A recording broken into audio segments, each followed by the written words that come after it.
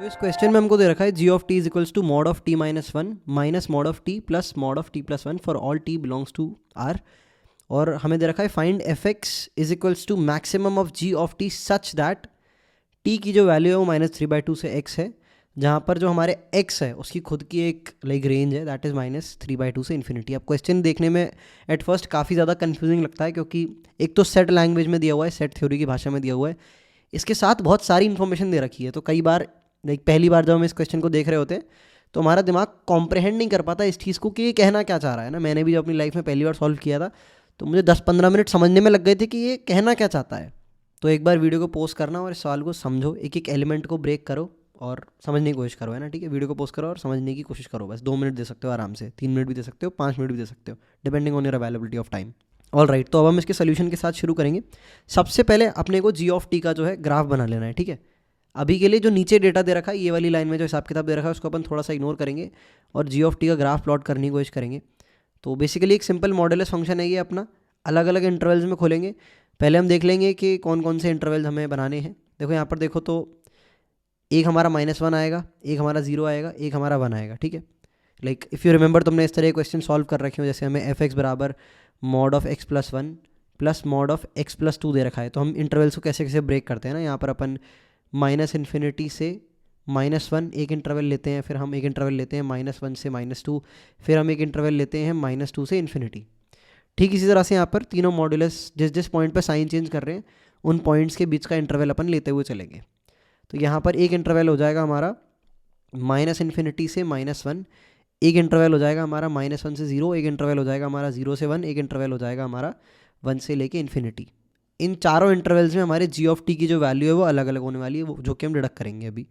तो सबसे पहले इंटरवल में देख लेते हैं, जब हमारी एक्स की वैल्यू टी की वैल्यू है ना, टी की वैल्यू -∞ से -1 के बीच में है, तो हम यहाँ पर देख पा रहे हैं ये भाई साहब नेगेटिव खुलेंगे, ये भाई साहब भी नेगेटिव खुलेंगे और ये भाई साहब भी नेगेटिव खुलेंगे। So the function g of t will become -t + 1, और ये बाहर इसके एक माइनस लगाए और -t खुलेगा तो ये +t हो जाएगा, तो यहाँ पर आ जाएगा प्लस का t, और ये भी नेगेटिव खुलेगा -t -1 आएगा यहाँ पर, तो -t -1, एक t से t क्रॉस कैंसिल होगा और 1 से 1 क्रॉस कैंसिल होगा, ये हमारा सिंपली एक -t बन के रह जाएगा। ठीक है, तो हम यहाँ पर देख पा रहे हैं जब x की वैल्यू t की वैल्यू है ना, यहाँ पर t बिलोंग्स टू लिख देते हैं हर पार्ट के आगे, t belongs to and at last t belongs to. ठीक है, तो सबसे पहले वाले पार्ट में हमारा जो जी ऑफ टी है वो हमारा क्या बन रहा है, -t, अपन ने डिडक्ट कर लिया। इसी तरह से अलग अलग इंटरवल्स के लिए तुम खोलोगे तो अलग अलग हमारे आंसर निकल के आएंगे। इसके लिए हमारा ये t + 2 के बराबर आएगा, इसके लिए हमारा ये 2 - t के बराबर आएगा, इसके लिए हमारा सिर्फ t के बराबर आएगा। ठीक है, कोई मैजिकल चीज़ नहीं कर रहा हूँ मैं यहाँ पे। एक और बीच वाले केस का एग्जांपल लेता हूँ, अगर किसी के बेसिक्स थोड़े से अनक्लियर है। लेट्स से t की वैल्यू 0 से लेके 1 के बीच में है। ठीक है, तो इसको कैसे खोलेंगे, 0 से 1 के बीच में ये पॉजिटिव होता है, ये भी हमारा पॉजिटिव होता है, पर ये हमारा नेगेटिव की तरह खुलेगा। तो इसको अगर आप सॉल्व करोगे तो इट विल बिकम 1 - t और माइनस का t और t + 1। ठीक है, तो ये पॉजिटिव खुला एज इट इज़, ये पॉजिटिव खुला एज इट इज़, ये वाला नेगेटिव खुला। अब इनको जब अपन ऐड कर देंगे तो ध्यान से देखते क्या बन जाएगा, t से t कटेगा और 2 - t हो जाएगा, जो कि हमारा यहाँ पर लिख रखा है। ठीक है, I hope this is very much clear to. Intervals को मैंने कैसे डिवाइड किया और कैसे खोला, इस तरह की कैलकुलेशन की स्पीड हमारी बहुत अच्छी होनी चाहिए, क्योंकि सवाल इस बारे में नहीं है। मतलब सवाल समझ लो, सवाल का जो सॉल्यूशन का जो कोर है वो अभी तक शुरू भी नहीं हुआ है, अभी बेसिक मैथ्स चल रही है सारी, है ना। तो इसमें हमारी स्पीड बहुत अच्छी होनी चाहिए। इस तरह के क्वेश्चंस को अगर हमें जल्दी सॉल्व करना है तो ये फट से निकल के आ जाना चाहिए। ऑल राइट, तो इसको अपन साइड में रख लेते हैं। ये हमारा पूरा जो है जी ऑफ टी का ग्राफ है।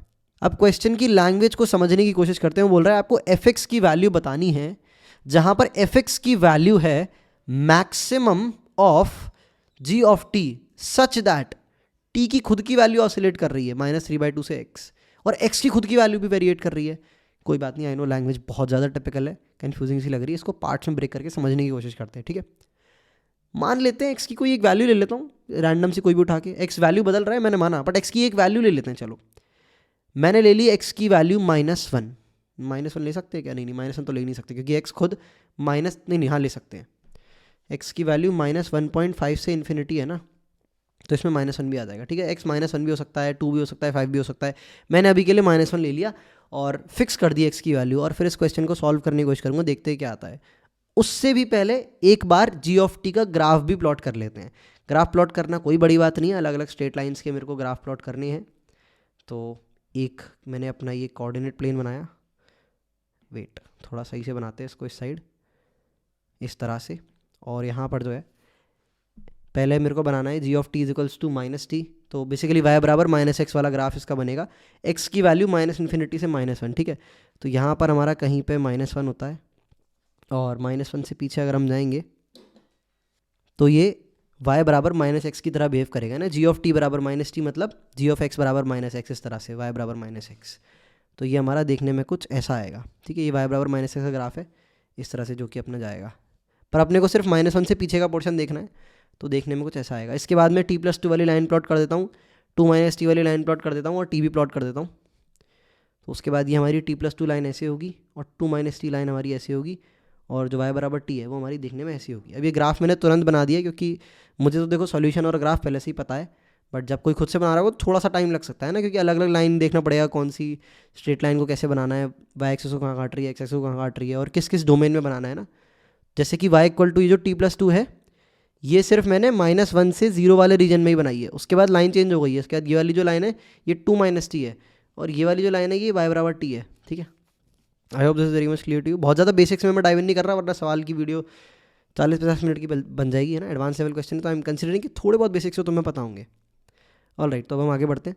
ये वाला पॉइंट हमारा क्या हो जाएगा भाई, टर्निंग पॉइंट हमारा 1 था ये, तो ये हमारा x इक्वल टू 1 हो जाएगा। और आगे बढ़ते हैं हम, इसके बाद जो है ये इन्फिनिटी की तरफ ऐसे अप्रोच करेगा, ये हमारा -∞ की तरफ अप्रोच करेगा, तो ये हमें लिखने की ऐसे ज़रूरत नहीं है। ऑल राइट, तो मैंने तुमसे बोला था कि एक हम वैल्यू फिक्सेट कर देते हैं x की, दैट इज़ -1, ठीक है। तो थोड़ी देर के लिए हम इसको मिटा देते हैं, for all x belongs to -3/2 से इन्फिनिटी, इसको साइड रखते हैं और कह देते हैं कि अभी के लिए भाई x -1 रख दिया मैंने।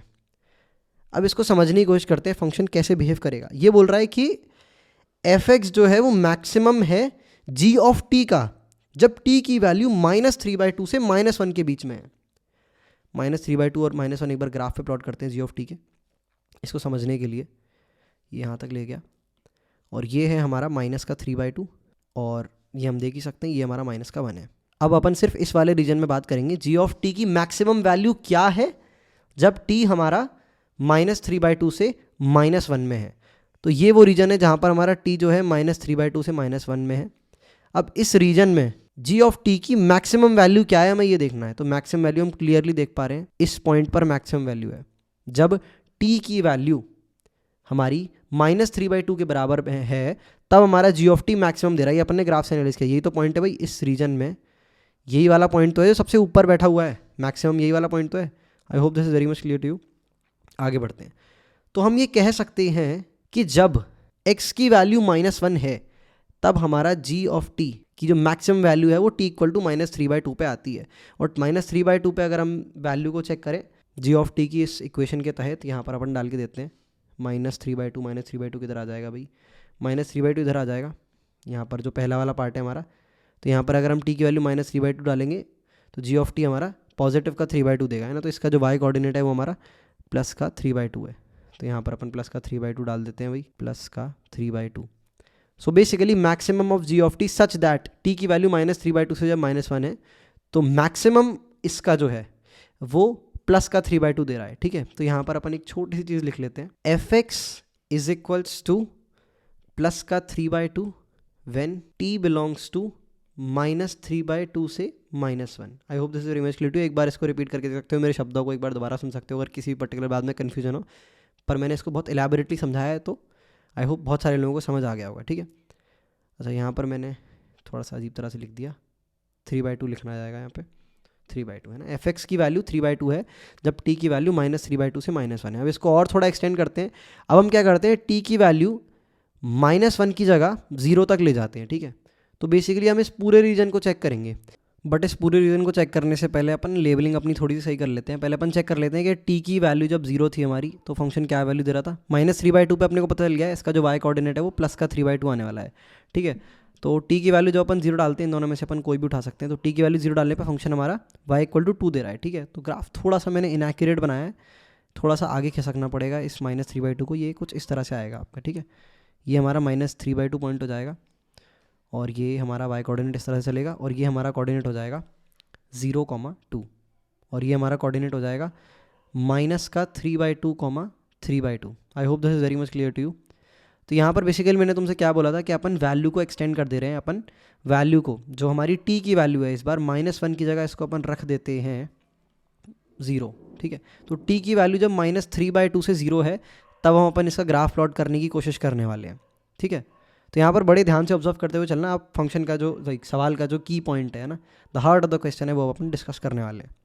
तो अपन ने थोड़ी देर पहले डिस्कस किया कि जब हमारी टी की वैल्यू -3/2 से -1 के बीच में थी तो हमारा maximum of ji of t जो था वो 3/2 के बराबर था। हम यहाँ पर फिर से देख पा रहे हैं एक और पॉइंट है जहाँ पर y कोऑर्डिनेट जो है वो 3/2 दे रहा है। इस पॉइंट का अगर हम लेबल करें और कैलकुलेट करें तो ये हमारा माइनस का 1/2 आएगा, ठीक है। तो एक बड़ी इंपॉर्टेंट चीज़ यहाँ पर अपन ऑब्जर्व कर सकते हैं, दैट इज़ कि अगर मैं इंटरवल लेता t की वैल्यू -3/2 से -1/2, तो इस पूरे रीजन में, जो कि मैं अभी रेड से लेबल करने वाला हूँ, इस पूरे रीजन में जो हमारा g ऑफ t है उसकी मैक्सिमम वैल्यू 3/2 ही रहती। जब इस रीजन को बात क्रॉस करती, जब x की वैल्यू -1/2 को बात क्रॉस करती, जब x की वैल्यू -1/2 को बात क्रॉस करती, तब हमारा जो g ऑफ t है उसकी मैक्सिमम वैल्यू पॉजिटिव के 3/2 को क्रॉस करती है। I hope this is very much clear to you.